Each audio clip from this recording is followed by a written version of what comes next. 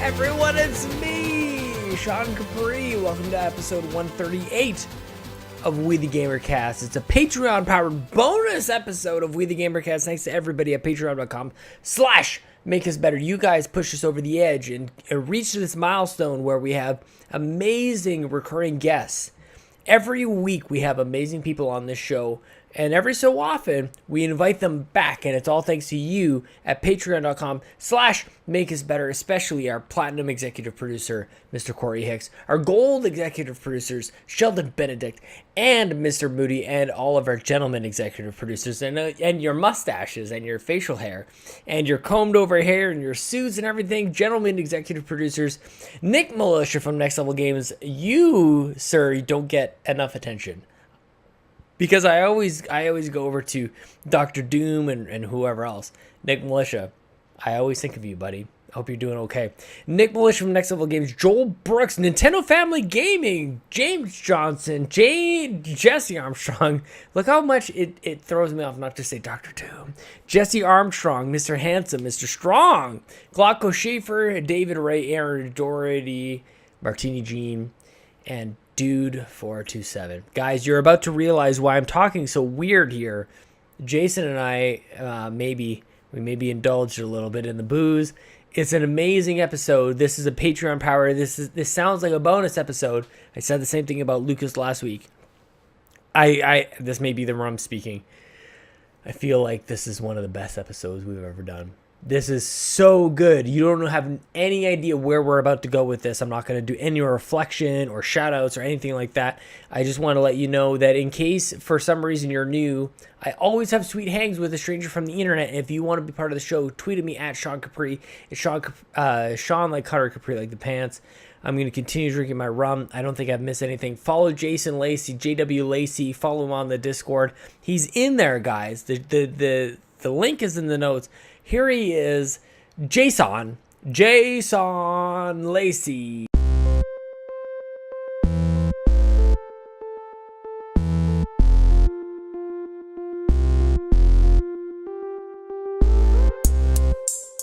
Today, and I feel like if I don't work out one day, I put on 17 pounds the next day. I haven't worked out for like 4 weeks. So. Ooh, how are you feeling?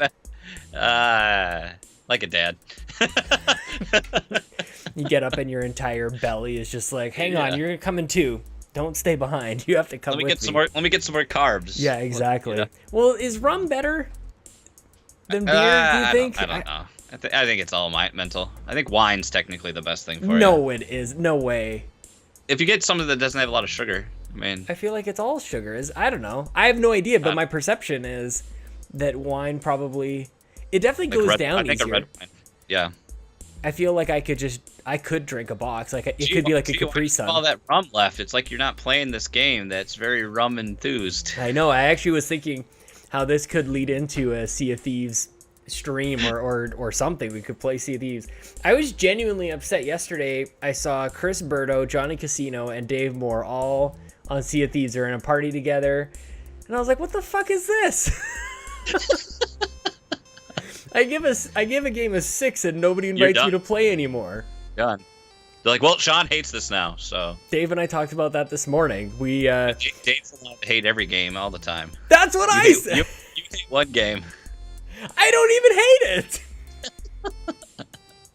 You're not allowed to have a differing opinion of everyone. I know. Well, it's not even everybody. I think that's the problem. Is that I share this opinion with a lot of people, but mine is in written word on the internet with a number at the bottom. It does feel very weird writing a number, though. Yeah, I had that realization. It's like where you're like, this is awesome, and then as you're like, it's okay. Mm-hmm. No, it's. I just want a freaking t-shirt. I just want a freaking shirt, Sean, and I need like 12,000 gold for a freaking shirt. 6 hours of gameplay, and you get like the worst shirt. Like there's like all the shirts, and you're like, I could save up for that first one that I feel like I would get if I traded in a couple of like tabs. I have a naked pirate. I have a naked pirate. I played this game how many hours? I'm gonna be a naked pirate. So how many hours have you played for? Not that many. I've played I've played 3 sessions, but every time I play it, it's like 2.5 hours minimum. Yeah. You know how it goes. Yeah, so. right? So it's just so hard, man. It's so hard for me to carve out time to sit on my games lately. Do you feel like that's a I don't even know, is it contradictory? Is it hypocritical? Is it we're sitting here podcasting. We could just have been like, either one of us could have been like, you know what, man? I think gaming would be fun. We could cancel a lot of stuff. The two of us, we could just be like not doing things. Well, that's why like Tuesday nights. That's my hall pass night. You know, my wife knows that's when I'm doing my thing, and I've got the rest of the night to do that. And it's like that's how I choose, because I could easily have like a game night, but I choose to do that instead And now you can't quit. The time to have, if you guys were ever gonna quit, that time is long gone, man. You guys are in it for forever and ever and ever. There would be 5 people that'd be really upset right now. 6, at least 6. Like, me too. How is it going live? We can't have that. We can't have that movement, Sean. I don't want it. I want.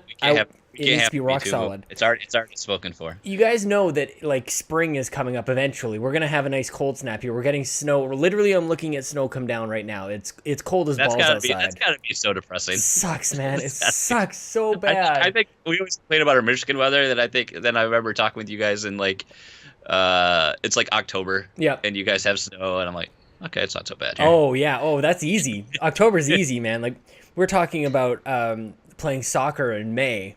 And I can't remember when I was talking about this, but I used to be a referee, and I couldn't hold the pen. At the beginning of the season, you'd have to sign the game sheet and say what score it was and everything. I couldn't hold the pen. My hands were so cold. In May, it was like 8 o'clock when the game would be over, and I'm like, oh, nuts to this. Thank you for my $20, but goodness gracious. That's what funded my old gaming back in the day. I wanted to ask you how going live has been. Have you learned anything? We've learned a lot. Yeah. We've learned that like every week something's not going to go right. I mean, our biggest thing has been the streaming software has been like the problem. But here's the thing. Like we throw an extra cog into the works that I think a lot of shows don't, because we try to throw everything in there. So, we have all our audio, all our music is in there. Yep. And so we do all that live, and that just makes it that much harder, because it's like extra steps to get, not only so it goes out on the stream, but then so I can hear it too, because Lucas does all the heavy lifting. I just show up. Yep. So that's nice. That makes it harder, because if we didn't do that, then it'd be a lot simpler, I think. But I mean, if it's not like frames dropping, then it's settings deleting themselves, or just bad performance. It's always something. Yeah. It's always something. Lately now, when we've started using Discord, but now I'm getting choppiness on my microphone for no reason. So I think we're going to switch from that again. And it's just, I don't know. Can I ask, like, why is it getting harder? Like, you and I have both been doing this a long time. And does it seem like the tech that we're using, the software and everything is like, I didn't change anything. Everything is the same.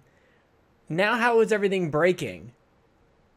It feels that way. It's kind of like life. It really does feel that way. You go through your teenage years and you're like, well, I'm going to mess all of this up, but I'll learn. And then 20s, you're like, I know everything. I made all the mistakes. And then you get 30 and you're like, son of a bitch. I don't know a damn thing. Entering like this new life again. You're like, well, I'm still me. I keep messing everything up. So you're telling me I just need to grind this out for about 20 more years, and then I'm in my glory days. I'm going to know everything about this. Well, I think at that point you don't know or remember or even care about anything. So it's that's like the fourth dimension. Son, I've built this podcast empire for you. Did it all for you. Yeah, right. He's going to hate podcasting. He's going to hate everything about any of this. He's going to hate everything that I love. Oh, that's okay. That's okay. There's a lot of useful things that he could go rebel against. Like he could be like, you know what? I hate video games, but I love fixing cars. You could take all the energy that I put into useless things and go do great things in the world. I'm so passionate about mowing the lawn. Yes. Don't play video games. Go be in the yard and make sure that it's like the best, cleanest yard that is in the neighborhood. That'd be great. Right. That'd be great. Your son is a year old. Yeah, a year old in a week, practically. It's crazy how in sync we are, and not like the band, but like like one of my favorite memories that I will carry with me forever is listening to your birth story on Flexipose while I was in the hospital with Chelsea and Lincoln that first weekend, man. That was awesome. And I always say, like, because I was even saying tonight that I was going to be podcasting with you, and Chelsea's like, which Jason is that? And I'm like, it's the birth story. It's Aiden. It's like, and she always remembers that same thing because I was listening to the show and she was sort of like just getting her rest. And then she started to like perk up a little bit when like the story started to be so similar in what had happened and just, you know, all the, then this and because you were at the hospital for a long time, actually. Yeah, we were at home and then we went to the hospital, I think like around 8. It was like around somewhere between like 7 and 8 o'clock in the morning that we ended up giving birth. And then, he wasn't born until like 7, a little bit after 7 that night. So I think we were at the hospital then for like 12 hours too. After all the home birth trials too. So all things considered, like, and easy for me to say, I wasn't the one pushing, but I think Chelsea would also say that she had a pretty good labor up until he just didn't want to come out. Oh gosh, man. Did you end up playing? Oh, I wanted to ask you about that pic. I remember there's a picture of you just as Aiden was born, and you look balls tired, man. Do you remember, like, do you ever think about, like, just a year ago, you're like, if I feel like I'm tired now, just remember that weekend in the hospital.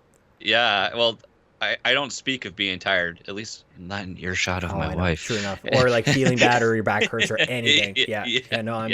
But, I just, like, I think that was, like, one of the things I always remember, like, leading up to it. I was like, what, like, how do I keep my energy up, and how do I keep being that support system for my wife while she's doing all this, and I got to be there, you know, being there for her, being that emotional rock to help her through all this. But I'm like, I'm a wuss. I get tired, you know, and like I just never thought you'd be able to do that. But it's crazy what like adrenaline does and everything. And it's like I don't remember the last time I did an all-nighter. I was probably 26, you know. Oh my god, I don't know if I've ever really successfully done one, because it's even Extra Life was kind of like, well, you made it, but then you sleep. Like, I haven't done Extra Life with Lincoln now. I didn't do it this past November, and I honestly don't know.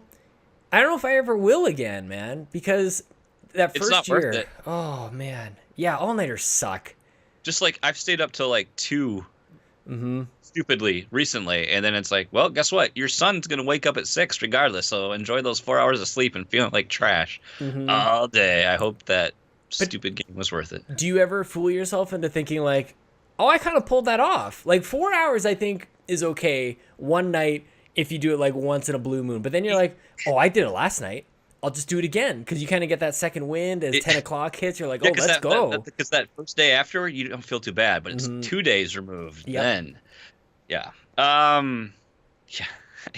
because usually all day at work, I'm like, this is great. But then I'm sitting here, I'll be like, you know, my job is pretty detail oriented, and I do a lot of, you know, digital communication. And I'll be like, why am I keep spelling words wrong? I keep forgetting words, and I keep thinking, like, I'll be typing on Discord. I'm like, why am I editing every message? I'm like, oh yeah, I'm tired apparently. So now it's like I'm at that age now where it's affecting me, but I don't know it's affecting me until it does. Well, that's good that you have those realizations, like almost like a trigger or like a flash. It's like, hang on, don't be stupid. You're very, very tired. It's like those, man, I hate that we probably have so many different commercials. There was this great commercial.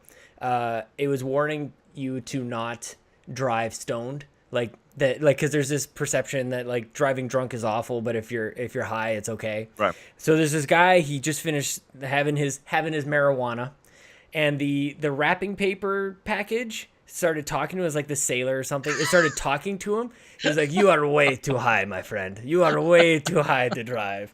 And I wish I kind of had that in life, where it's just like, "You are way too tired to drive, my friend." John, my friend, John, buddy, you just do not do. Well, I'm not sure what this is turning. It sounds like we're turning into Grand Theft Auto 4. I did Roman. go. I did go. Don't ever go full Nico. You can't. Oh, Gazen! You want the ball? No, I want to do a mission. Oh, come balling, Nico. No, I want to get. Seriously, I want to get this done now. How many different You guys need like a book. That's going to be your next project that I'm going to make up for you. You need a book of all the things, all the Flex-ta things. All the things. That's going to bump down the calendar, the 12-month calendar. We got that's my ultimate true story. We joke about it, but if we ever got like I don't know what the carrot on the stick for me is. I don't know if it's going to be a Patreon goal at some point, or if we just had enough listeners. I do want to make a freaking 12-month calendar featuring me and Lucas. Just you guys. Well, I take that back. Aaron's going to be Aaron Doherty himself, Mr. Nasty Boots, is going to be Mr. October, I think. We could man, we should just do, because we could come up right now, I think we could come up with at least a dozen different calendar ideas. Because we could have one set of calendars where it's all of the make us better emojis that are happening. And we'll actually have collectible covers. So like it's the same calendar, but the cover is going to be different. And it'll have like all of the Super Indie Podcast group. So all of us indie creators will have our own cover. I'm waiting for me to really creep someone out. I think it's going to be Mark first, because like today he just posted that picture on social media and I'm just like, that's a good emoji, and I just take it and then put it up there. I'm waiting for someone to be like, is that what he meant by you were quick on that? He didn't know that you were going to do that? Oh, yeah. I think I might have accidentally taken credit for that. That's okay. Everybody it's needs better to. This way. I think most people listening to this probably already have. But if you guys haven't, click on the Discord link in the show notes, because I don't know how this happened, Jason. I did this on PSVG all the time, too. But like Donnie makes the best. It's great. Oh, does he do good faces? I think they need to be just a little bigger. There's this one from the Eclipse that he's doing, and he's got the little glasses on, and he's staring up at the sun, so he's got this really sweet light looking at him. And I don't, the pose that he's in, I don't remember. It's very heroic. It's almost like he just did the superhero jump and landed somewhere, and he's like looking up, and it's awesome. It's great. Dude, the Discord has been hilarious lately, and I'm loving this emoji thing. Everybody needs to get out. Do you think? Yeah, they're too tiny. They are too tiny. Yes. Yeah, they're a little small. And not only that, but I think that it means that some people make better emoji faces than other people. Yes. Like I actually gonna have to go in and delete a couple mines, because when I look at the picture, I'm like, oh, that's a concerned look, or that's a disappointed look. But like, it doesn't come. You need extreme expressions. Yeah, they have to be caricatures, honestly, or just sexy Mark. Sexy Mark is like. Did you kind of like pointed his chin a little bit too? Like, did you help him out a little bit? He looks. If I'm gonna emojify you guys, I'm gonna help. I'm gonna make you look good. Damn. I mean, Jams Games. He'll point out how I even captured, the stubble. I did my best to help him with what he's got there, and with what he's I captured those loose hairs for him. Where do you miss your beard? Speaking of stubbles. And that old picture of a year ago? No, I don't. He looks sharp. It's so much hassle. I mean, it's nice not to shave. Yeah. But it's tough to eat. It's just uncomfortable. I know my wife tolerates it, but she doesn't like it. Yeah. She hates it. I always wondered like what people actually like. They go to bed and they're like, "What am I doing this for?" But they stand so proud with their big old beard, and it looks good. Like, real talk, when I'm sleeping, I sleep hard, and I have a drooling problem when I sleep. Okay. And so you can just imagine having a towel attached to your face, what that's like when you wake up in the morning. So a towel attached to your face, that is the nastiest. It's all moldy, and like there's new things growing in it. Who knows what's in there? I mean, yeah, I don't know. I'll keep doing it. Probably not this year. But even what you have is more than what I've got. Like I could probably grow that, but that's intense for me, because you can grab it. That's how you know there's something there. You can definitely you can grab it. Here's the secret: I have no jawline, so I will always have a beard, because otherwise I have Simpson's face. That's it goes hilarious. my mouth right into my neck. There's no jaw there, so this gives me a face definition. They did that to Mario. That's why they gave him a mustache. It's true. It's true. They want to be a big blobby face. It's like so you can tell what direction you're going or something like that, because you have the mustache. And that's why they made him Italian. They're like, wow, you gotta give him this big old Italian nose, point in the right direction. Right. I mean, I guess there's probably a number of different ethnic noses that they could have given him, but they went with that, and they had the coveralls. Plumber seemed to make sense. Speaking of Nintendo, Seanway, How come you're not playing your Switch? What's this drought I'm hearing all about? It's funny because I bring it to work with me too. It Yeah. comes to work with me every day. You hold it close. I do. Hold Just me clutch close. it. I don't know. I just haven't. I've been busy at work. I mean, I haven't been taking lunches like I should. Yeah, so you should, because you're gonna go nuts. That's shame on me because we're in America and we have to work all the time and we don't have good labor. It's funny, especially listening to a certain episode of We the GamerCast. Yes. Over the Seas Nation. And it's just like, oh, look at that. We're encouraged to take all this time off and all this stuff. And then like here, we're just like, you're gonna work. You will work until you die from it. Also, Brian from Image and Form was on Nintendo Voice Chat. I don't know if you listened to that show, but he was talking about the same thing. I'm like, all this Swedish influence. I love Swedish fish. Do you guys have Swedish fish? They're like the little candies. Yeah. Oh, they're delicious. Yeah. Everything from Sweden is great. Exactly. And then here, it's funny because one of my bosses is one of my friends too, and he's like, all of a sudden he's like changing the policy. He's like, I'm gonna like give people like a bonus if they don't take vacation, and I'm like, that's not a good idea. We shouldn't be incentivizing. Is that what we're incentivizing? People. Yeah, exactly. We shouldn't be incentivize people to not take vacation. We should want employees to take vacation. So, so I need to do that. And I don't know. I think I've hit. I don't think I can't say there's a drought of games, but I mean, I'm just like, I finally was playing my Xbox. I've had an Xbox for a long time, and it just sits there. And I finally started playing that, so I thought I was going to get sucked into that, and then I was just like, I don't feel like playing it right now. So doesn't that suck? It does. It's the worst feeling. You're like looking at, and you're just like flipping through all these games. You're like, and you could make a list of all. I've gone through this, man. I always go through it. I think a lot of us do. You just like, there's no real reason for it. You're like, I've got free time. Why don't I want to play this game? Why don't I just sit here and look at this screen for the next 4 hours and waste my entire night? Because that'll make me happy. Yes. It's just, I think it's I don't have a backlog, at least on Switch. PC, that's impressive, man. But on Switch, I've played everything, except Flint Hook because it's hard. It's so hard, and I do want to try that. After you mentioned that on If You're on Nintendo, I feel like I've heard like another dozen people say that they've been playing this game. It's a good game. Good game. What is it? But I heard you mention on Planet Nintendo though you haven't played Blossom Tales yet, and I think that's a good game. I really recommend that. It's like it's Zelda Light. It's like Link to the Past diet version. And in that moment when I was saying that, I'm like, I should totally buy that right now. And then I thought about it just a second too long, where I'm like, do I want that right now? Like right now, do I want that? And that's going to take away from Stardew Valley.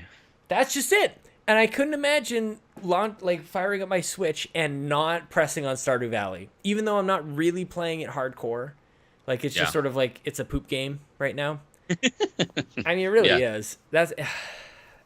And I am really looking forward to. I feel like 2018 could be my return to the Switch. Although 2017 was the start of the Switch. I definitely tailed off near the end. Well, by Mario vs. Rabbids, I was already starting to kind of fade away.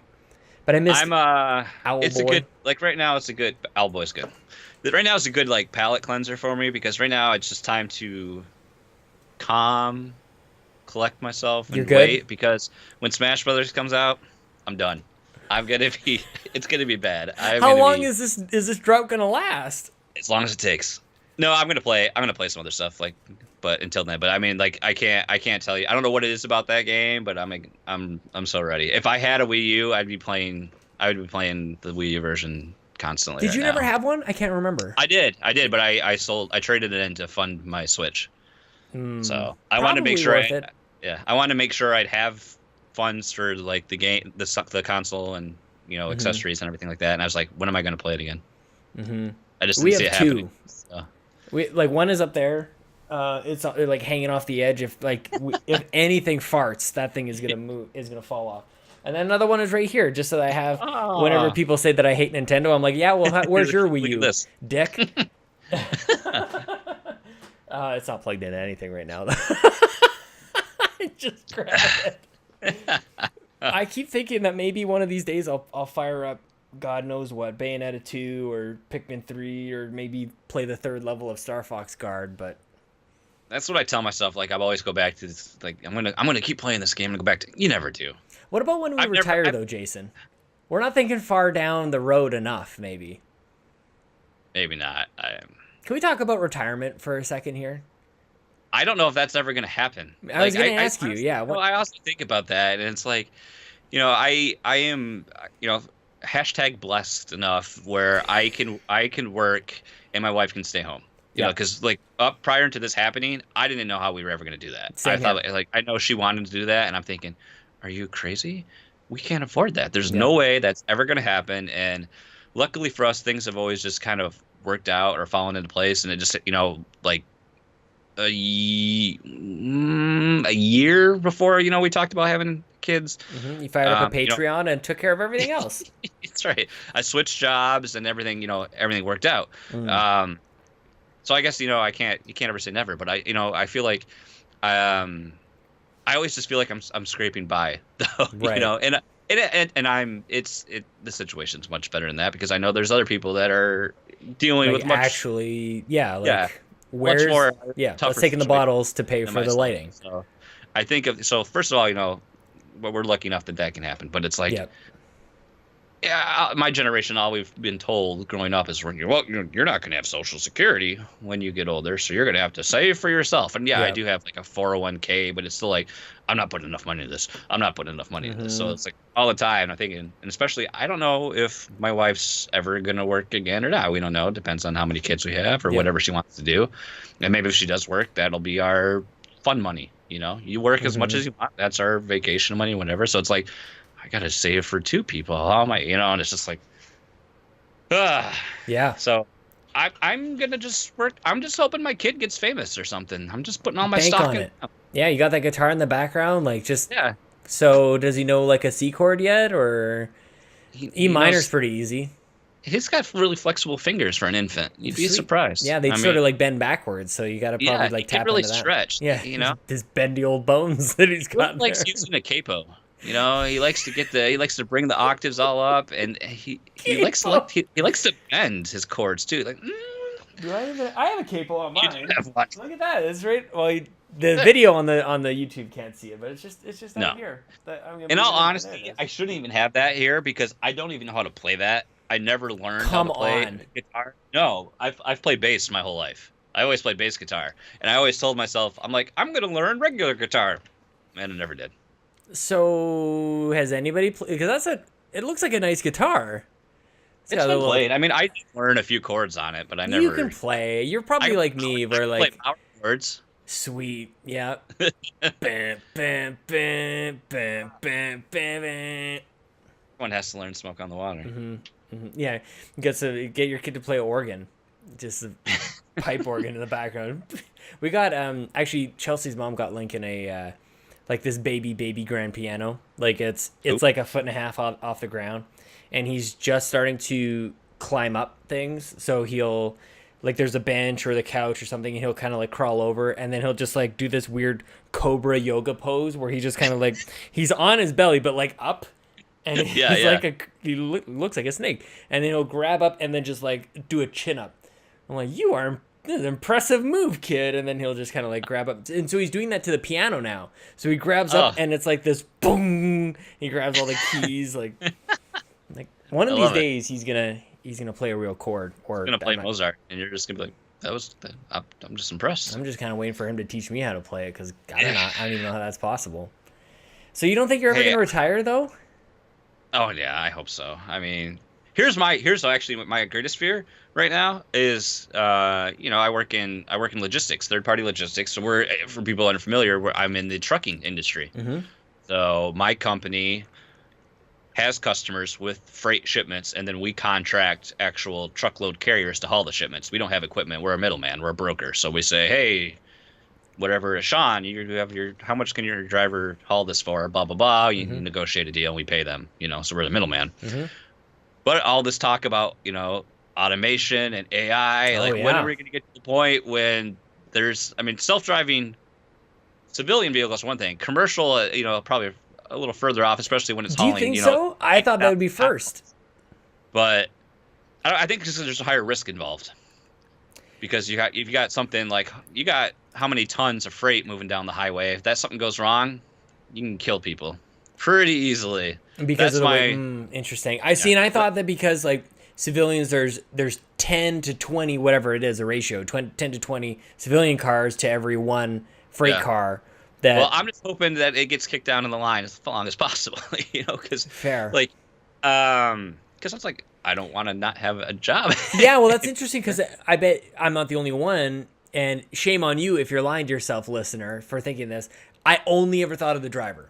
When people talk about this, like automated, like self-driving cars, especially for commercial, I only thought of the drivers who are going to lose their jobs. But of course, there's support. They don't just like get in their truck and go like, I'm driving the stuff that made its way into the back of my truck.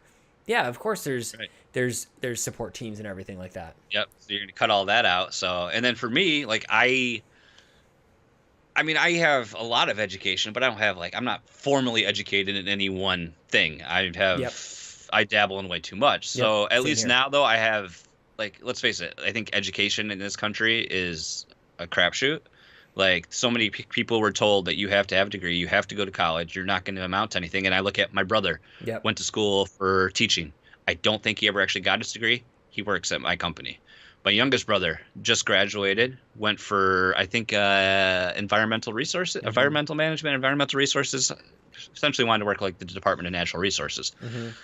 Couldn't find a job. Yeah. And now because he has a baby and a house and soon-to-be wife, and once he gets married, he loses his insurance. Now he's going into corrections. He's going to be a corrections officer. Oh, the dream. That's what he wanted to do the whole time. Yeah. So. Yeah. It's unfortunate because you're told that you have to have a degree, you have to go to college, and it makes you feel like if you don't do that, you're going to be a failure. And I probably could have been successful in college, but I just didn't care, Yeah. I just didn't want to apply myself, and I just got burned out, and I was going forever, and I didn't know what I wanted to do, and so now I'm well-rounded. I've had all this years experience. I mean, I've got human resources experience. I have IT experience. I have management experience. I have just business experience. So I would hope I could at least fall back, if something worse happened, I could fall back. But now, you have a family involved too. It's now I have to be at a certain, I have to be at a certain level now. Yeah. You can't just take a job and be like, well, I'm making something. Yeah. Oh man. Cause I feel like I'm in the same boat, and I actually respect you a lot for talking as openly as you do about work and everything. And there actually is a big reason I was a little down today, just because there's been a lot of changes at work, and thinking that these changes are opening doors and sort of having conversations that are those doors aren't as wide open as you thought. And it's, I've been at the same place for 9 years in May. Oh, wow. And same position for 7 of those years. And so the first 2.5 were great, busted my ass, got myself to the next level. And I want to say this too, because I don't know if you know this, Jason, but we're recording this, so it's actually going to go on the internet too. This is on a podcast. So this is going to be a podcast. You're going to download this to your iPod device. Is this the part where you make me cry now? I was promised last week you were going to make me cry. I don't think so. I don't think I'm going to make you cry. I'm probably just going to, if anything, I'll keep drinking this rum and I'll cry myself to sleep. I'm a real tough cookie. Yeah, with I know you are. I don't think that there's any crying happening when the breaking little J-Dub hearts. Lacy. But yeah, just having this conversation going I've kind of been doing, so the conversation was, just apply yourself, prove yourself that you're ready to do this next level thing. It's kind of I feel like I've been doing that for a long time, and anybody who would notice that leaves. So that's really kind of it's just really deflating, and within the context of the job and the environment at work, I love my job. I feel like I honestly, even within the organization, I feel like I've got one of the best and most defined jobs around. The problem comes in, it's a little deeper, is when you drive home and you're like, I'm stuck.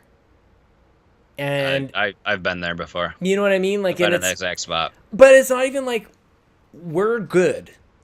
If anything, Chelsea's the backup plan. With her photography business, and I could do video, and we could really just kind of if we won even a moderate lottery, we could really have a go at it and kind of just see how can we make this photography and video thing kind of work. And we were very fortunate enough to be able to like try the photography thing before kids were involved, so we could go like, oh, this works. This could be the support thing. But we didn't take that like next step to go, let's go all in on being self-employed. And I have to say, the older I get, the more, as like I already had respect for people who are self-employed. I have a good friend of mine, like from back in junior high, he made his own business of like home automation. He makes like smart homes. Wow. Okay, yeah. Holy crap, dude. That is, to take that leap, to even call it a leap is like not even, it feels like not enough. The guys that we work with on Battle of the Beer are both self-employed. Like they do Good for them. film, but that's what they do, you know? And like the guys that I work, the two partners that started the company I work with, they started it, you know? Yeah. We were all working at the same job prior, and they got fed up with it and they just quit, and week later started the company, and now we have, I mean, we were employed, what do we have, like 20 employees now? Oh, wow. I mean, that's and when the other part. It's not even just when I started, when I started, it was like 10. So, I mean, we've had like crazy growth, but it's crazy what people, you know, people that can, I'm jealous because I could have worked with them. They wanted me to work there for a long time, but you can't, it's risk tolerance, you know, what can you risk? And now it's like it's what is your risk tolerance? Mine is low. Mine is low. Like mine is very low. You know? Yeah. So, I mean, that's the thing. It's like you talented people, you might be able to, you could have a go at it, but now it's like you got to have that baseline too now, you know? You got to have that security blanket, so to speak. Unless you got that golden parachute coming somewhere. I mean, not a charity, man. That's not a thing. Donors don't like that very much at all. They're like, wait a minute, what did you spend our money on? Oh, yeah. This guy's flying from the sky in this thing made out of gold. Why does it say all our funds are routed to what is make us better? What is what is this? What's a Patreon? What's a Patreon? How's Patreon going for you guys? I think well, hey, there's people involved, so already, you know, miles beyond what our expectations ever Isn't were. That you the know? Truth, man. I mean, I think not for. I'm just saying in general, like that maybe sounded weird. Yeah. But yes, I am equally amazed that people will support us. Yeah, I try to be transparent with people, you know, and it's not like you've upgraded your toilet paper. That's the difference. Didn't you guys see on Twitter? I bought a new car, a new to me car the other week. I mean, you guys are making those payments. Thank you, you guys. Yeah, now you got power locks. But. You know, I don't expect to be Scott Johnson. I don't expect to podcast, I don't even know and that's my new, you know, that's my income. I'm not gonna do anything else. I'm just gonna, you know, I did expect to make a profit, off of this, but I've, you know, paid for everything for 4 years, and now that I have a family, and have, you know, budgetary constraints there, I have time constraints there. It's an easier sell to my family and to me if there's like more of an incentive or more something more that's holding me there too, you know? So my goal was, if I got enough to just pay for my expenses, that's perfect. You know, that's all the whole goal for Patreon ever was for us. And there's enough crazy people that feel like we do, and we're at where we are today. So, I mean, I'm incredibly thankful for what those people have done. And if it wasn't for them, you know, I've always wanted to have a live show. You know, I remember watching when you and Bobby were doing stuff. Rest in peace, Bobby. I'm sorry about the incident. Man. He's out there wave dashing in the sky somewhere. You're going to make me cry, man, thinking about Bobby. Damn it. Oh, I thought I was past the heavy stuff.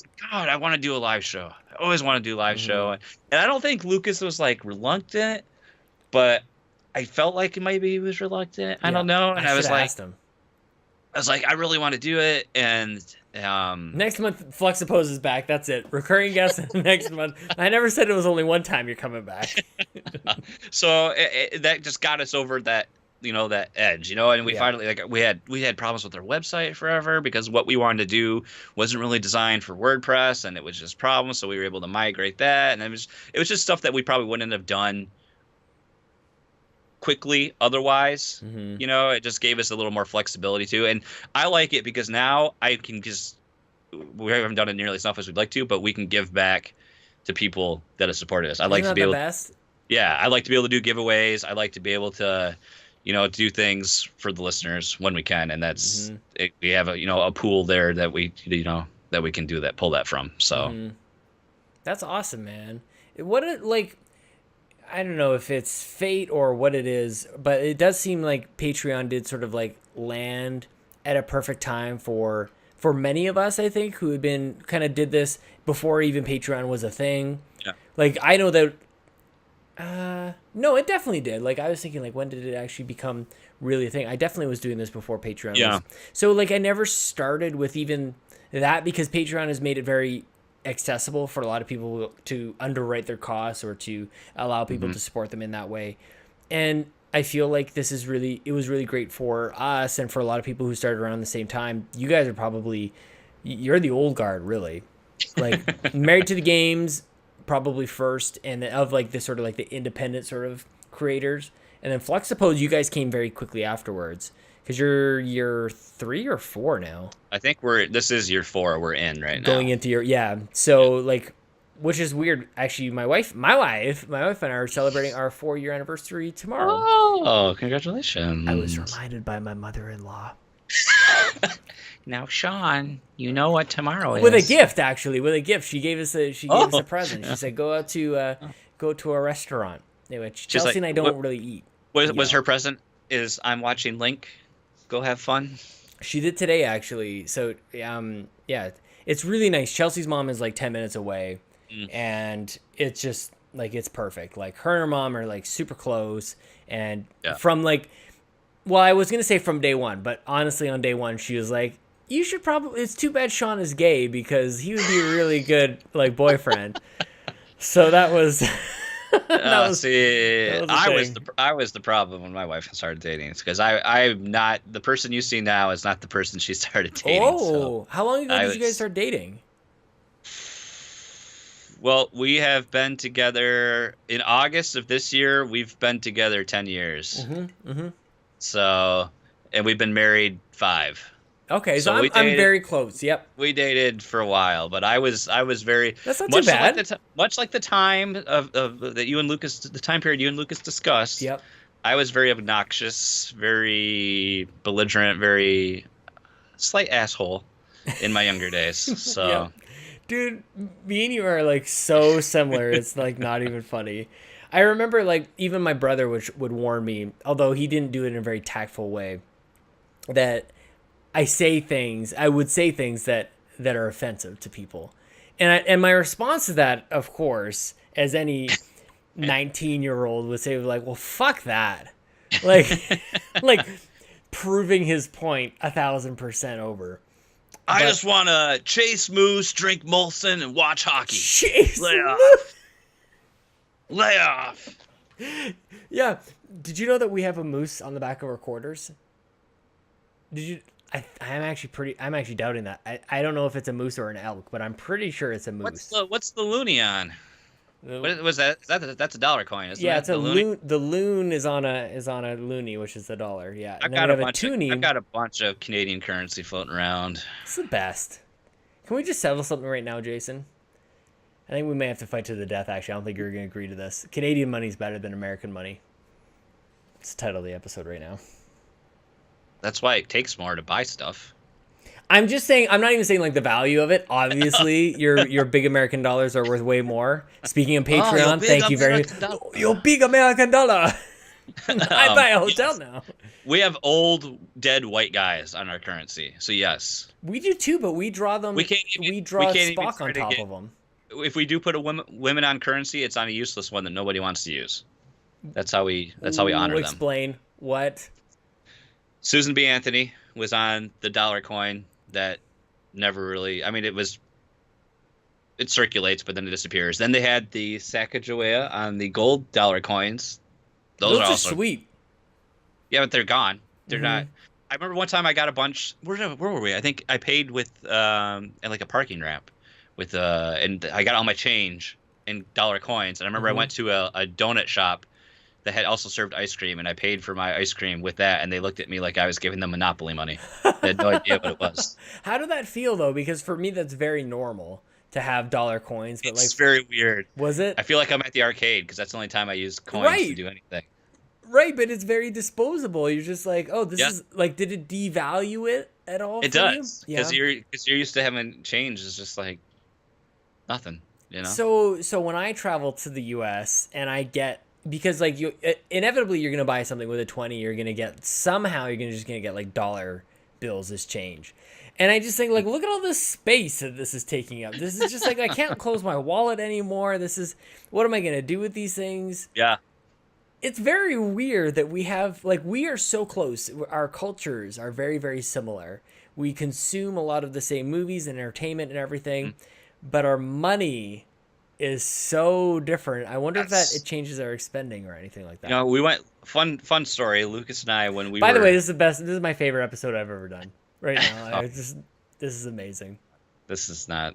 Now I feel like you when people compliment you. No, stop. This is my favorite because like I'm looking at our recording time. I'm like, I was gonna say 45 minutes, but I don't know if you're good. I'm good. That's your rum talking. It might be a little bit of my rum. But. And here's the funny thing. I don't even feel like we've talked about anything yet. We haven't. You know? What am I gonna call this episode? What am I gonna? Because this is a struggle and you guys have show notes with your show and with the Xbox Drive is easy because we're just like. Going through the news and everything. When I say We the GamerCast is back and Jason Lacy and the two nerds talk about what the F did they talk about? Yeah. I have a couple bullet points here that hopefully we'll figure something out. You've essentially just recorded an episode of Flexibles. We're in the Hangout. That's kind of what I was hoping for tonight, actually. You know? It was just like, We the Flexibles. So, I was 22, I think. And I don't know, I don't think I've told you this story yet. I was 22, so I was drinking age in the States. Lucas was 17? No, he was about 19. Lucas was 19. And this was back, I was playing Wolfenstein, Enemy Territory online. I had my clan online, everything. I played, that's like my college routine was skip class, play Wolfenstein. Yep. Like, the casual, what Wolfenstein was it? It was the free online expansion to Return to Castle Wolfenstein. And the fact that you just casually just like drop that in there, like, dude, hands up for anybody who's heard of that one. Still, probably more hours than any other game. Come on, even more than Awesome Knots. Yeah, and I had like the diehard FPS, no details config. Like I didn't have my gun visible because that cuts off part of the screen. And we played like competitively all the time. I sunk a lot of time into it, but I had. Okay. It's the sad part is like none of these people I still talk to anymore. But I had clanmates. One was in Montreal. Nice. And then he had some friends up there too, and I had another good buddy that was in New York. Mm-hmm. So he made plans like, hey, I want to go to Montreal. Let's go up and hang out with Francis. And I was like, all right, let's do it. Why not? So I said, Lucas, let's go to Montreal. He's like, what? I'm like, we're going to Montreal. Let's go. So we get up. I think we maybe heard this story. I don't know, but people should go back and listen. But I feel like we drove. This is a different angle you're taking this time. So we drove. We get up at 7 in the morning and we drive because it's like 11 and a half hour drive to get there. And here's this is the whole point I'm getting to you. We drive there. Why does the ketchup in Canadian McDonald's taste so much better than American ketchup? It's like it's sweeter. I think it might be. I think it might be infused with sugar. And funny story too. Or is it maple syrup? I don't want to one up your great story because we should continue. That's all my story was, just so I can get to the McDonald's part. Okay, so when I was a child, definitely younger than 11 years old, but that's all I can give you the details on. I must have been like 7 actually. Let's be real. I don't know about McDonald's in the States, but in Canada. You have the packets that you get in the takeout, like the little the ketchup package. But when you go into the restaurant, you can get the little like paper cups, and you like squirt it into it with a little plunger. And so I remember, I was old enough to remember. They're fancier now though, where it's like the plunger's not there anymore, and it's like this weird thing on the back that you just push down, and it's like a steady stream. Oh yeah, it's like more fancy. Which makes you have to be very careful as you're like filling up the paper cup. The plunger of the future. How much is going to come out of this thing? I gotta be a little gentle with it. I do remember, I was sitting waiting for my family to come back, and I was in charge of getting the ketchup. So when you have a family of 6, you're in charge of getting a lot of ketchup, and it's just ketchup. Like it can kind of be hypnotic. You get the little paper cups and like plunge, and you're just watching it fill up, and it looks kind of nice. And so I'm sitting there at the table waiting for my family to come back, and I'm all by myself, and I've got all this ketchup. I'm like, what was that? What do you think that ketchup tastes like? So I just just with my pinky, I just sort of kind of like dipping my pinky in, and just having a taste. I'm like, well, that's real good. So I just kind of kept having more. So I kept like tasting this ketchup.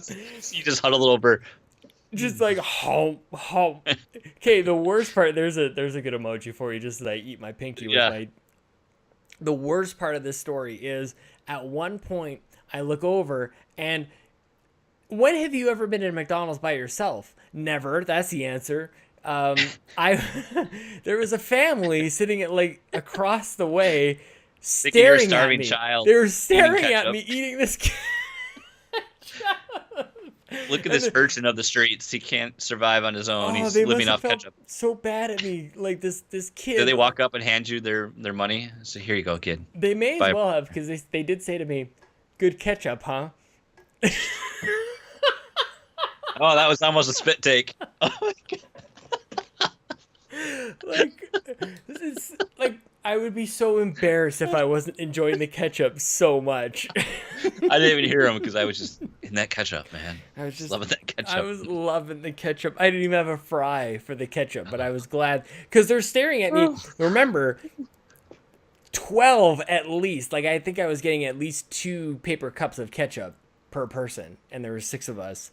So I was sitting in front of a lot of ketchup as I pour another Diet Pepsi here. Dude, that is hilarious that you even mentioned the ketchup. You should have brought some back with you. Yeah, what did we... I think all we did was go up there. We just went up there and drank. That's all we did. We went up to a different bar every night and then all day, and then we're hungover as hell all day and just rinse and repeat for the days, 2 or 3 days. And then the drive. I think I've told the story because the drive home, like we got searched going across the border. Yes, like, that's what I heard. That's what I remember. Yeah. Our vehicle got searched. That's when Lucas. Yeah, he talked about it. And then coming back in, like it was best questions I ever got asked. Like asking if I had anything that I wanted to declare. Mm-hmm. And I was like, what are you talking about? And she's like, well, if I search your car, am I going to find drugs? Like, no. Well, when's the last time you've done drugs? When's the last time you've done drugs in this car? Just all these super specific questions. I'm like, I haven't done drugs or in this car I want to go home, please. Please let me into my country. This is where I came from. Don't you love how like customs agents are basically like parents? Like you can lie to me and it'll be worse, or you can tell me the truth and it'll be better. And I'll just be disappointed in you. What are some of the things that like your parents would have said to you back when you were a kid that you're like, that makes you a real jerk? But now you're like, maybe I'm going to use one of those tactics. I think that was really good. The slamming with a baseball bat. I don't. Because if you were a jerk as a younger kid, like, does that come from a rebellious youngster who was still... It probably came from, like, my parents were divorced when I was 6. I don't want to talk about parents on this one. The last Flux episode that we did. Well, my parents are both alive. Okay, thank Christ. So, spoiler alert. Thank you. Probably like around 4 or 5, and my dad remarried, my mom didn't, and I think like I had this big realization when I became of age because my dad was a corrections officer, and my stepmom. There's the loop. Okay, so it wasn't completely out of nowhere. Not completely, but then like that's how you should know he doesn't want to do this. You should. My dad should be like, you don't want to do this. Yep.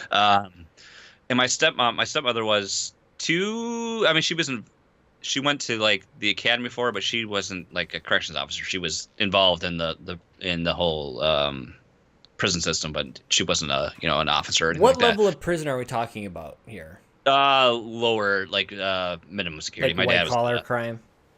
Yeah, I'm sure. Like everybody gets the next generation of video games before it comes out. Like you're not allowed to have your freedom, but you can have like Switch 2.0. I mean, yeah, there is a much higher security prison was about 45 minutes from where I grew up, but my dad wasn't at that one. Okay. But he met my stepmother when he was at the academy. While he was still, I think he was still married to my mom at the time. So when that like realization comes in when you're older and you're like, oh, my dad did that. And then it was like, then you're like, But then like I just remember one time my dad took me on we went on we used to go snowmobiling all the time, and we had this big heart to heart. Not unbeknownst to me, he just like starts unloading all this information about my mom and all the stuff that happened, about how like they wanted more kids, and I think they had fertility issues, and like the intimacy was non-existent in the relationship. And basically like I think my dad had, because I was raised by my mom and my dad had, visitation every other weekend. I think I had kind of a negative image, maybe not intentionally, but kind of directed towards him because of what had happened to her. And then when I got his side of the story, it's like, whoa, Holy cow. So, no kidding. I don't think that's really why I rebelled, though. I think it was big of it was because I went to high school. I was a good kid. I didn't get in trouble. Whoa. No, stop, Jason Lacy. Stop. Uh-oh. I don't care about my original question anymore. I need to ask you about this conversation that you had with your dad and the realization that you had with your dad.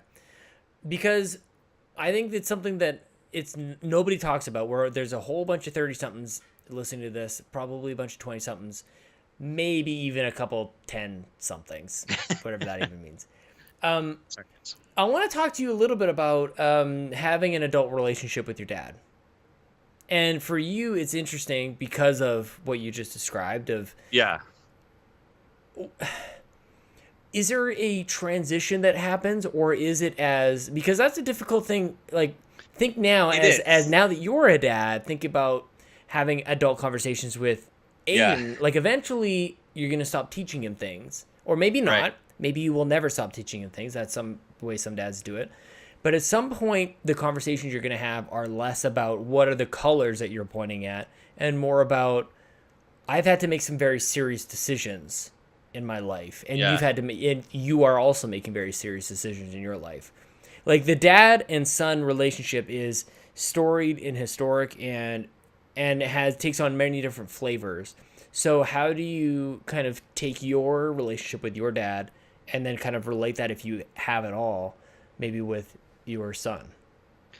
I think about that too, because one thing that I didn't get is like, it was tough for me because I like, my mom will say it to me now. It's like, well, you could have gone and saw your dad anytime you wanted. She wasn't keeping me from him, but I only saw my dad, every other weekend. He had visitation with me. I go and stay at his house for the weekends. And up until what age is that a thing? Is that up until 21? That was up until I was about. It got harder once I was older, because like once I was like 15, I was working. So 15. Okay. So I was working a job all through high school. So if I had to work, and I just remember it's probably one of my biggest. I worked at a gas station. So okay, same here. We're so similar. Making pizza. Yep. Oh, I worked at a pizza place too. Busting kids trying to buy beer underage. I thought you were going to say Boston Pizza. That's where I worked. We have a place here called Boston Pizza. Started in Edmonton. Huh? Yeah, it's not Boston at all. Anyway. So, like, I was busy with that. And so probably one of my biggest regrets is, like, I feel like my brothers, because I'm 7 years older than my youngest brother. That's crazy. And then that's a huge gap, man. Yeah. And then my other brother is 2 years younger than me. 2 years younger than that. All within the same mom and dad? No, they're from my dad's second marriage. So technically half brothers. Right, okay. But I feel like I was like not around at all, like from 16 to 18, and then I was still at home until I didn't move out until I moved out with Lucas, and I was 20, just turned 22 then. Yeah. And I feel like I was never around. So I think for the longest time I had guilt for that I carried. Like I just felt like I wasn't around for their life. Doesn't it seem like when you describe that sounds like a blink of an eye? Yeah. But 16 to 18 that's a huge deal, man. Yeah. And then like you think you don't have an impact, and then like when my brother got married, unfortunately he's divorced now. He wrote this, I was one of his groomsmen. He writes this big thank you about like how you're this inspiration, how he always looked up to me. And then you're like, oh, great. Let me bawl in front of everyone now, because you think that because you weren't around that you didn't have any significance there. But so because of that, I felt like my dad and my relationship with him was it was tough, because a lot of times my dad would work too, because he would take overtime when he could. Yeah. Or things of that nature. And especially once my brothers got older, it felt like when I was coming there to visit, I was visiting a different family. You know, I felt because things that they were doing and things like that, it felt like I was on the outside looking in a little bit. So I think that was something I struggled with for a bit. What so things were happening, do you think? Just like, you know, throwing a football around or doing things like that. You know, it felt like my dad and I have certain things that we get along with that, you know, my brothers may not, or things I appreciate more than others. And I'm much more, I'm more reserved, more like quiet than my brothers, but I'm also much more mature and serious and like respectful than my brothers are too. Furthering our connection, by the way, Jason. I don't know how else to say it without completely interrupting. But we just become best friends. We've been best friends for a long time. Let's be honest. But like we are very. What order? Remind me again. What order is it for? Because I'm second child. I'm of four kids. I'm the oldest, so I'm the oldest and the single child from my parents' original marriage, and then I have two brothers that are. My youngest brother now just turned 28. And then the other one is 25. Wow. Okay. So yeah.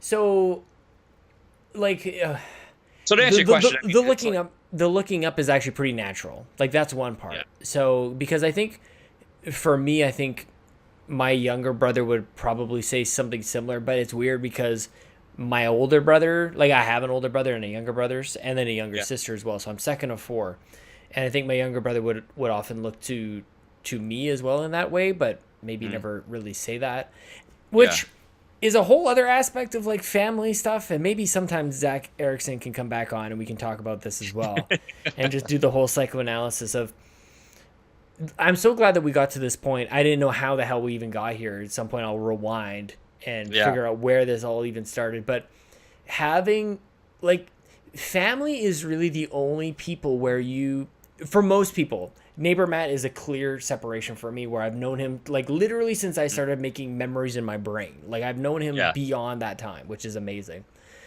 But other than that, family are generally the only people who watch you change from learning how to wipe your ass to learning how to wipe the next offsprings. You know, like the entire journey happens. And I think that it's really difficult to grow and change with that. Like for you to acknowledge that person is also in a totally different place. And like maybe you're talking or connecting on different things, or maybe you're not. That's probably the more difficult thing is you were 7 years old and you both really like digging up dirt and killing worms or whatever the hell it was, chopping them in half. Now you're 33 years old and you're like, wait, where do you work? What do you do? Like, I think that's a really interesting thing. Your family seems like you're still very, very close though. Not as close as I wish we were. Yeah. It's interesting because close. We're the same person. Honestly, I am closer to my in-laws than my own family. Yeah. Right now. And where does that come from? Because I'm the same. Like I feel very similar. And is it an obligation? No, I mean they're equal distance apart. I mean, it takes us the same amount of time to get to both sets. Yeah. I think it's because, well, my wife obviously feels more comfortable around her own family. Yep. Same. But my mom has a very close relationship still to this day with one of my ex-girlfriends and her kids. What? Yeah. So I dated this girl. When I met her when I was 19, and we dated until I was 21. It was like one of the first super serious relationships I had. Yeah. You're totally getting married. Yeah. This is the one. When I met her, she had a son. She was a young son that was probably, I think he was not quite 2 when I met her. At 19, she had a 2-year-old. Yeah. So she had a kid in high school. I think this is coming back to me a little bit. I think I shouldn't act quite so surprised. I think you did tell me this. But, you know, and when we split up, it was really hard on me. And my mom got really attached to her son. And ever since I have been gone, she still had maintained a relationship. Because my mom has, like, my mom has a problem where she, like, tries to help people a lot. Like, my mom's a very caring person. Yep. So I think she always wanted to be like a force of stability in the life for this child. And it was even after the fact that this ex-girlfriend got remarried and had another child. My mom was involved with them as well. So I think that was my mom's thing. Is she's like, she cared about those kids and wanted to be like something stable for those kids to have. So that immediately kind of like, because for someone on the outside looking in, it's like, I don't even still get it. It makes me uncomfortable, but it's like, how are you going to bring a new woman into this picture when my mom's still talking about someone that she doesn't want to hear about? Holy crap, That immediately kind of builds a little bit of a barrier there. Yeah, no kidding. Yeah, so that caused some issue. And then with my dad and my stepmom, like as a kid, we were very much taught up and brought up that farts are fun. Very much like that family is very much, the Lacys are very like immature, loud, and like, for instance, we had a bunch of family over here one day. My oldest younger brother walks in. He's not in the house more than 5 minutes. All of a sudden sits on the floor, lifts up one leg, and just rips one. I'm like, that's great. Yeah. That's just awesome. At neighbor Matt's house, we called that a vegetable garden. Yeah, you used to just like sit on somebody else's head and you just fart on his head. That was a vegetable garden. So if you can see, as being raised outside of that family, you don't really feel comfortable in that. And then like, now that my brother's gone, it's terrible thing. But now that he's gone through this divorce, now my family is all like, and believe me, I did never cared for his ex-wife either. I thought she was kind of a nasty person. But that feels weird, doesn't it, though? Like, to think, man, that probably isn't going to last is probably not a good decision. I can see where this is going, like, and then it happens. Yeah. That sucks, man. It does suck. And now my family's like, my dad will be like, well, I didn't care. I think she was always just ugly anyway. And just says all the stuff. And then my wife's like, because Jess already will be like, sorry, who? It's just my wife, Jess. She'll sorry, just who? be. My wife. She'll be like very hard on herself anyway. And then to hear my family talk bad about another woman involved in the family, she's like, of course. What do they say about me when I'm not there? Totally normal. Stuff like this is kind of has cleaved things a bit. And then perfect example, Easter Sunday is coming up. We don't do a whole lot. We're not overly, it's not a religious holiday for us, but we always try to do something with family. And it's tough because travel, we've had a dog, which you have multiple dogs, you have a child. Traveling with all of that, no bueno. Yeah. So my dad always has a history of waiting to the last minute to try to invite us to do stuff. Sweet. And we're the type that we like to plan. Yes. In advance, have everything organized. And typically, Jess's parents will invite us to do things a lot. And now that hasn't been the case because her dad has unfortunately been working out of state the past year. So he's in Texas. So we've already made plans for this Sunday. We're having her mom who's coming over on Saturday. Her and Jess are doing something. She's watching Aiden, so I can take my wife out to dinner for like the 4th time since we've had a child. And then we're going out to brunch on Sunday. My brother calls me at work today. He's like, Soda, I got a funny story to tell you about Dad. I'm like, okay, what's up? And no. He's like, well, you know how Dad is about planning stuff. And he's like, yeah. And he's like, well, apparently there's a Lacy get-together at Aunt Chris's on Sunday. My Aunt Chris lives 20 minutes from my house. She's in the same greater city area. And he's like, did you know about it? I was like, no. Yeah, super convenient for you. How could you say no? My brother's like, well, don't feel bad because I only found out because I called Dad. I already got plans. I can't go. I'm like, well, at least you got invited. Yeah. So my grandparents will always be really upset with me because we don't come back and visit. And I think my dad gets upset too. But you're in a situation where you're 10 minutes from us and you didn't even invite us. And this would always happen when my brother was married. There would be get-togethers at his wife's side of the family, his wife's house. But they would invite all of my family, but Jess and I were never invited in that entire year that we were dating. So it's like, even though we're family, but I don't know how people that are like outside of my family look at it. Like Jess has always said, those are your brothers, that's how I've looked at it. But I think maybe someone else coming into the outside of the family is like, well, you're half brothers and he wasn't like grew up in the same house as you. So there's like a divide there. Yeah.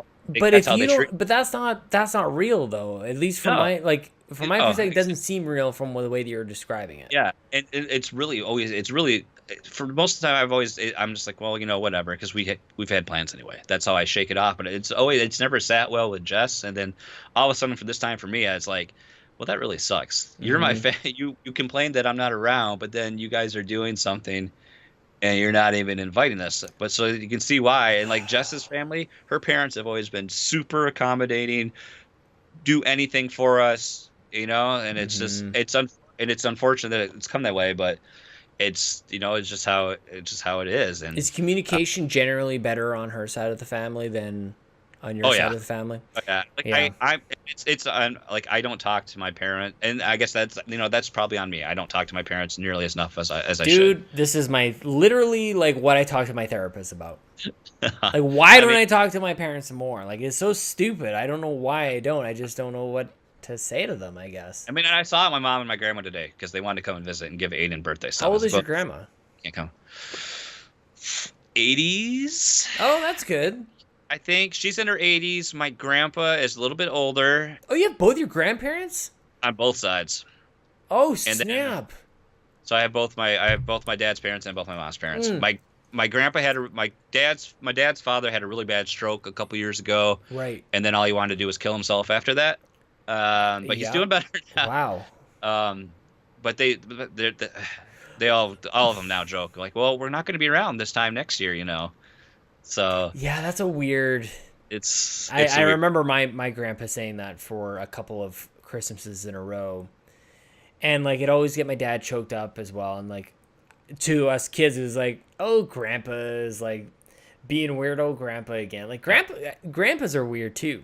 As a kid, you look at this like totally Jurassic looking person. It's like you can't even walk yourself to the car. Like you can't even see where you're going. Can we talk? This is a conversation I just had with Jess just hours ago. Yes. I want to hear your input on this. Do you remember a time when your grandparents were anything but old?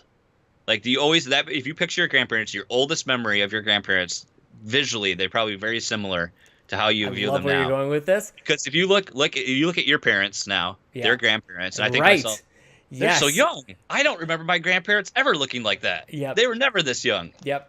Yeah, no, totally. So my parents, this is going to sound very conceited or I don't know, it's going to sound a certain way. But often people will tell me that my parents don't look their age. But my dad is 70? Wait. 69. He's turning 70 next year. So he'll be that's old. My dad turned 50 when I turned 21. So that puts him 29 or 19 years older, 29 years older than me. Yeah. So I am 30. I think so. My dad's got to be somewhere between 65 and 70s. So I can't believe it. I'm even gonna pull out a account. It was 2018 now. He was born in 1949, so he's 69 years old. He's about to turn 70. 70 years old. 70. When I look at Chelsea, often does this actually. My wife often does this. My dad's gonna be 64. She often looks at somebody like. She'll say something happened at the store or whatever. She'll describe something that's happened. It's like this old man. Like didn't know where he was going or whatever. Like he must have been 70 years old, she'll say. And then she catches herself and goes like, your dad's 70. Like your dad is 69 years old. He's 70 years old. But he doesn't really look it. Like my parents really don't look the age that they are. And there's 3 years between my mom and my dad. And my mom doesn't really look old, but the thing that as this is part of getting into like the whole like being adult, but having an adult relationship with your parents who are we're coming back around, starting to come to the like needing care of themselves, and I've expressed this to them, and they've actually done a couple of things to show that they've addressed my concern. But like my dad is 70, to your point. My dad is, and my mom is 66, I guess. Full blown, like no matter where you go, senior citizens. They're getting free coffee. They're getting cheap movies. They're early bird senior discounts. Citizens. Yes, they should be. So when it comes to family planning, when it comes to family relationships, or really anything that like kind of puts family first, I think